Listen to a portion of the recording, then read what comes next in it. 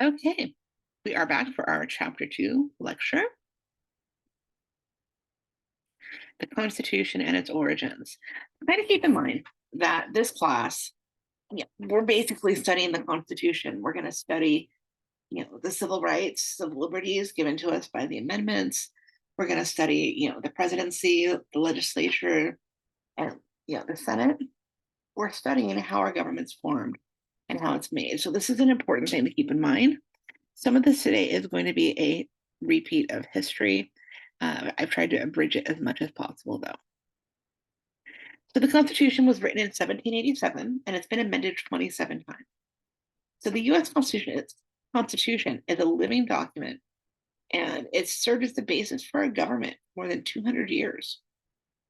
So there is a lot of debates at the Supreme Court level of whether the Constitution should be changed because the founding fathers couldn't have foreseen so much of the things that have happened between the time it was written and now, or if it should just be kept as is. So said it was written in 1787, making it the oldest written constitution still in effect. So we ended up with a constitution after we had this thing called the Articles of Confederation. So the Articles of Confederation they didn't work. We're going to talk about why they didn't work. Because we weren't actually a unified country at that point. We were just a loose confederate of states. The Constitution was created through a series of significant compromises among factions that favored a strong federal government over strong state governments, states that had different and often competing economic interests, and those concerned that more federal power would reside in more populous states at the expense of smaller states. So keep in mind, we were dealing with this after the colonists came over to what is now the United States, and they were escaping the tyrant in Britain. So they did not want a strong central government. So because everyone came from England, it's probably not surprising to see that we have English origins in our Constitution. So this guy right here, kind of creepy looking, is John Locke. So John Locke was a 17th century English political philosopher who greatly influenced political thought in the colonies. He asserted that people possess what are known as natural rights. These are rights granted by God, and they include the right to life, liberty, and property, which leads people to join together through a social contract to form a government to protect their common interest. This idea of a social contract is important because basically what he's saying is that even if there was no formal government, because we need each other to kind of make society go along, we would all, agree to certain things and certain behaviors for society. So Locke's ideas of natural rights conflicted with the long-held belief in England and most of Europe that God had granted power through a hereditary monarchy. Keep in mind, all those places, that believe that, were part of the Catholic Church, and they've been monarchs. So of course they believed that, the keep and the power was in the monarchy. Other, things, the Magna Carta. So the Magna Carta was signed in 1215, and that was, a document about laws back then. And it did have some of Locke's ideas about life, liberty, and property. So the English monarch recognized certain rights of freemen.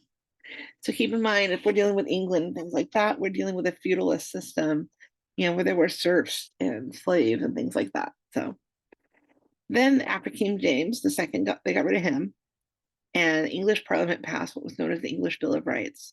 And that it's kind of similar to our Bill of Rights in that it enshrined the liberties and protections afforded to citizens from the government. So now we're going to talk about the lead up to the Constitution.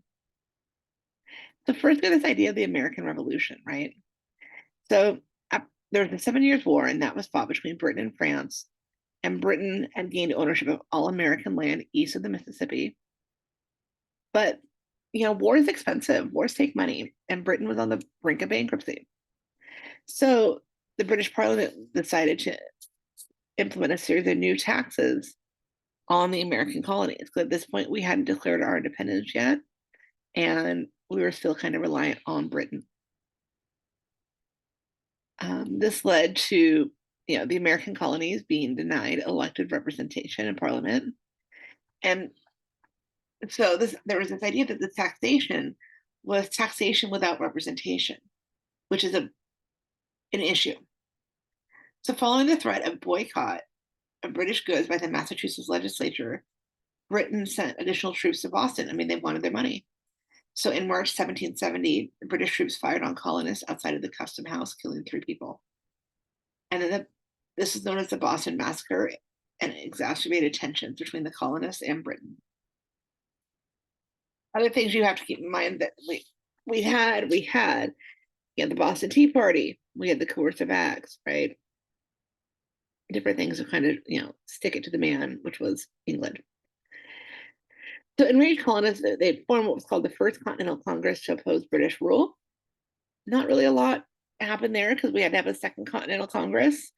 At this Second Continental Congress, we declared our independence from British rule with the signing of the Declaration of Independence.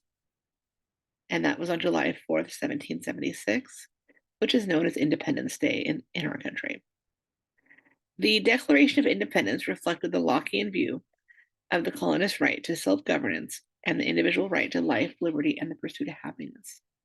This is one of those interesting, pictures of what they believed it looked like when they were signing the Declaration.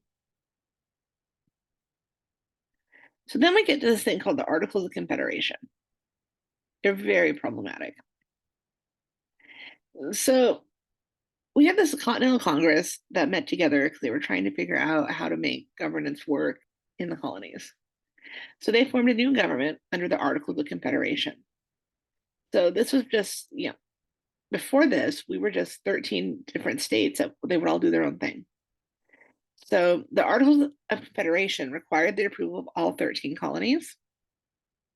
And eventually it was approved. So at the end of the American Revolution. So the 13 original colonies had to create working governments under the terms of the Articles. And these articles provided for a strong self-governing state and a weak central government. Because again, remember, we do not want that monarch. The states agreed to cooperate at the national level in limited areas such as defense. So where did this all go wrong, right? So the weak central government formed under the Articles lacked the power to tax. This left the national government having to acquire funds from the states. So states often fell behind on their obligations to send their funds over to the national government. Then the issue was that the national government was prohibited from raising a standing army or navy. Therefore, they couldn't provide troops to control the western frontier or anywhere that the British were stationed. They also didn't have any ships to protect American ships from piracy. The national currency was worthless and rarely used because most citizens preferred currency produced by their state's bank, which was permitted under the Articles. But this made problems, right? We didn't have interstate commerce because people didn't want to accept currency from a different state's bank. Unlike, our country here, where we have a dollar. Dollar is in Arizona, New Mexico, Texas, Nevada, California, right? It's a dollar. The national government also lacked the power to impose tariffs or to regulate interstate commerce, which exacerbated more economic issues. So this wasn't working. So then we had a constitutional convention. So that was because we knew these articles weren't working and we wanted to revise them. So this convention, the Second Constitutional Convention, met in Philadelphia in 1787. Only 12 states sent delegates to revise articles. So the delegates that came to Philadelphia, right, they decided it was actually better to just get rid of the articles and form a new government because it was so not working. The points of contention during this convention were, strengthening the national government but maintaining a high level of state power, protecting the power of small states and a national government from the more populous states, and continuing to permit states to allow slavery. So with the issue of representation, small versus large states been an issue. Just well, California wasn't a state back then, but California versus Rhode Island, right? Should we have the same representation? So there was this Virginia plan that called for a bicameral, which is a two-body national legislature with a number of representatives from each state based on population. So in our House of Representatives, the number of representatives are actually based on population. And then you have the New Jersey plan that called for a unicameral, one-body national legislature with an equal number of representatives from each state. So we actually kind of have combined these in that our Congress, has an equal number of representatives from each state, and the Virginia plan is based on the House of Representatives. We also had issues versus federal supremacy and state sovereignty. Delegates from some states favored a strong national government with the power to tax, raise an army and navy, and regulate interstate commerce. But delegates from other states feared a strong national government could be used to deprive citizens of individual liberties, such as what the British were doing to the colonies.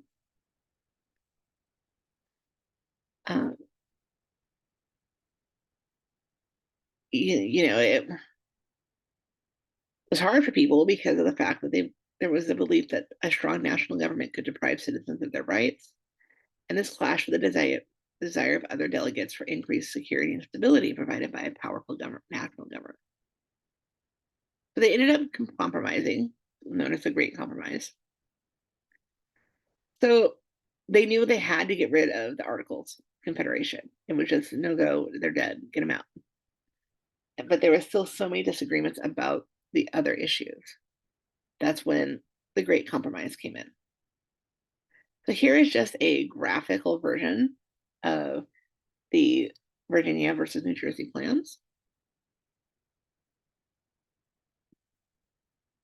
Okay, so we're on the Great Compromise. This called for a bicameral legislature in which representation in the House of Representatives would be based on each state's population. Representation in the Senate would be an equal number of representatives from each state. So we took from both plans. Regarding election of legislatures, the compromise provided that members of the House would be elected to 2-year terms by popular vote, and that the state legislatures would elect the Senate for 6-year terms. Keep in mind, we don't do that now. The popular vote goes for the Senate. There's also an issue that we have to kind of be aware of because of the fact that this happened during, the times of slavery. So this is the 3/5 compromise. It was where delegates debated whether slaves should count towards the population of each state for purposes of congressional apportionment in the House. Southern states had higher populations of slaves and argued that slaves should be counted towards each state's population in their census. Under the terms of this Great Compromise, this would have really increased the number of members of the House of Representatives in slave states. Northern states opposed including slaves in the population for each state for purposes of congressional apportionment. So then we came to this 3/5 compromise that resolved the dispute over the inclusion of slaves. So it says that each state's population for the purposes of congressional apportionment and taxation would be considered the total number of each state's free citizens plus 3/5 of the number of each state's slaves. Now we're going to kind of actually talk about the Constitution. Okay. Here's kind of the organization, just kind of know what the organization is. Articles 1 through 7, there's 7 articles. They set up how the government's organized. Then amendments 1 through 10 are known as the Bill of Rights. 13 through 15 are known as the Civil War Amendments. I will be completely flipping honest with you. I only know 1 through 10 and 13 through 15. I wouldn't expect you to know all 27 amendments.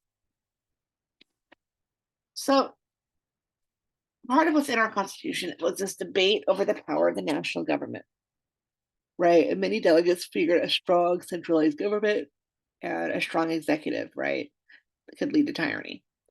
So that's why we have separation of powers and checks and balances.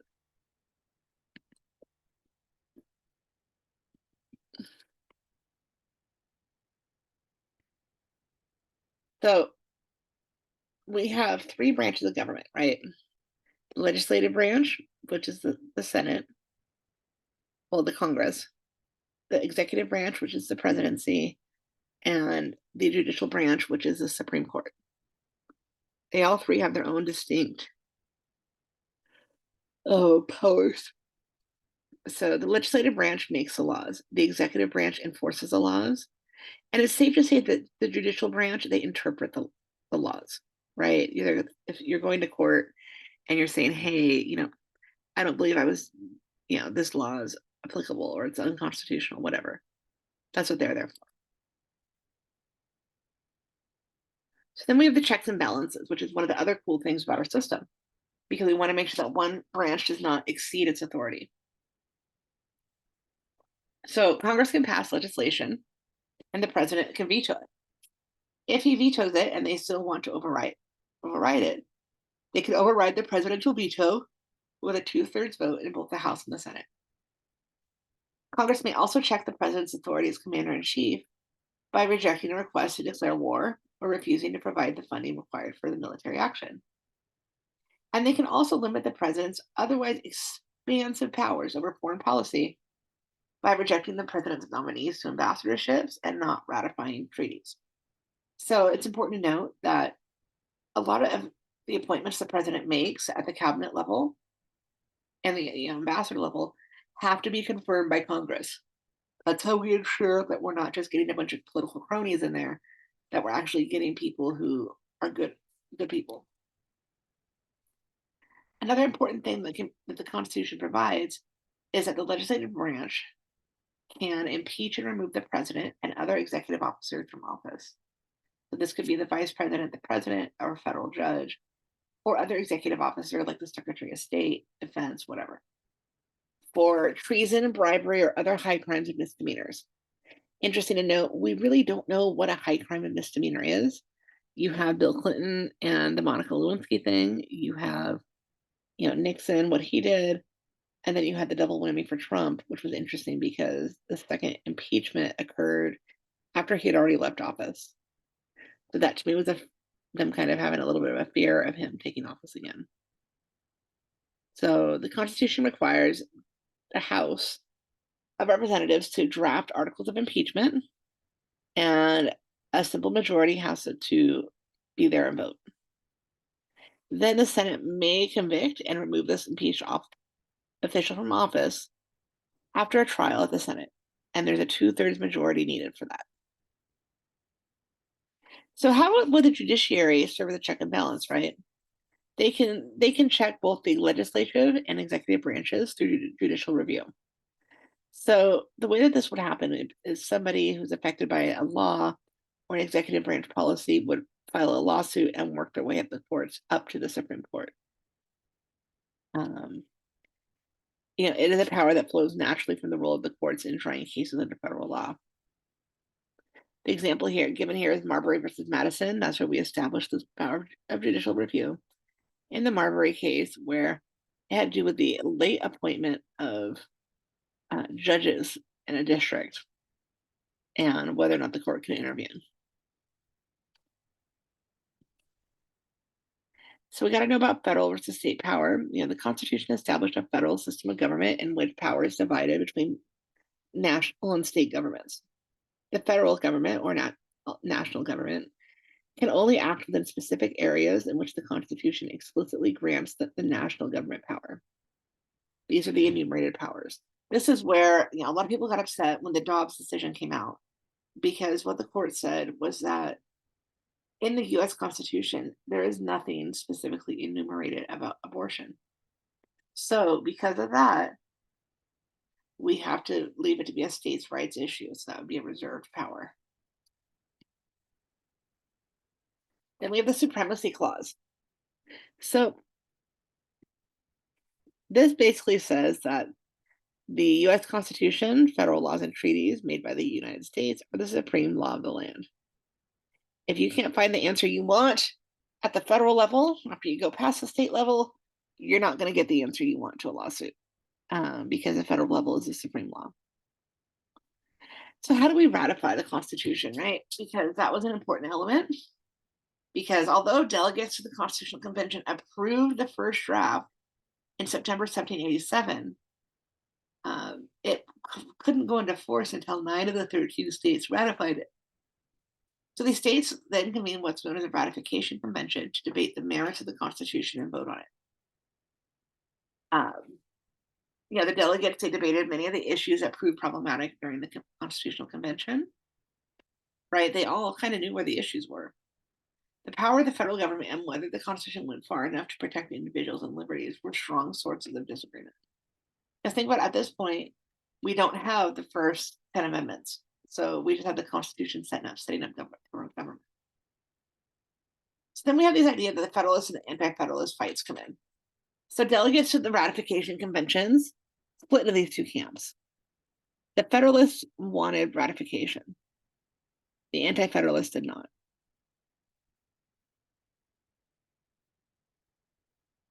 So then Alexander Hamilton, John Jay, and James Madison use a pseudonym to write a series of essays in support of the Constitution and federalism, known as the Federalist Papers, which is part of your reading this week.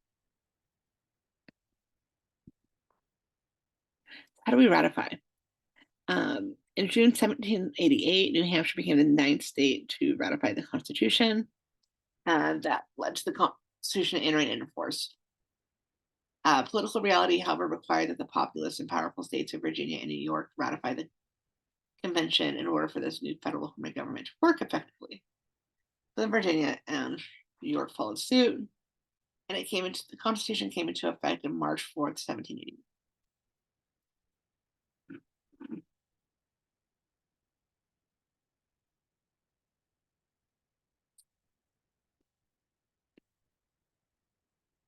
So one of the problems with the articles was that to amend it, it had to be approved with unanimous consent of the states. Think about our politics now and think about Congress nowadays. Are you ever going to get a unanimous vote? Probably not. Despite the ineffectiveness of the national government under the Articles of Confederation and the resulting economic problems, they never amended the document. They just got rid of it because it was written so bad. Our Constitution now has 27 amendments. So Article 5 of the U.S. Constitution provides for the proposal of amendments. Congress may propose an amendment, which must pass with 2/3 approval in both the House and the Senate, or the states may call for a national convention, which must be held after approval by 2/3 of the state legislature, and then the convention may propose an amendment. After this amendment is proposed, it has to be ratified by 3/4 approval of either the state legislature or a state ratifying convention.